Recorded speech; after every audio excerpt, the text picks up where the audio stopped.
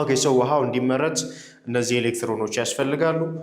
ሃይድሮጂኖች ያስፈልጋሉ ከናዴጅ ከፋዴጅ የመጡ ሃይድሮጂኖች ያስፈልጋሉ ማለት ነው ኦኬ ውሃ አምርተናል ኤሌክትሮኖቹ በዚህ ውስጥ በሚያልፉ ሰዓት የሚፈጥሩት ኢነርጂ ፕሮቶኖቹ ወደ ላይ እንዲወጡ አድርጓል ግን ኤቲፒ መች ነው የሚመረተው ኤቲፒ የሚመረተው አሁን የመጨረሻው ስቴጅ ላይ እዚህ ጋር የመጨረሻው ኮምፕሌክስ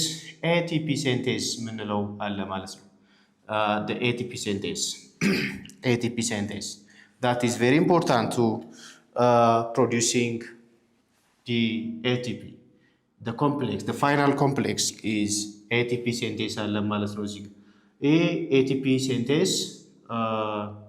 እንዴት ነው የሚሰራው ATP synthase ልክ በሃይድሮኤሌክትሪክ ፓወር ላይ ተርባይኑ የተሽከረከረ ኤሌክትሪክ ጄነሬት እንደሚያደርግ ATP synthase የፕሮቶን ግራዲየንትን በመጠቀም ADP ወደ ATP እንዲቀየር የሚያደርግ ነው ማለት ነው ሶ ይሄ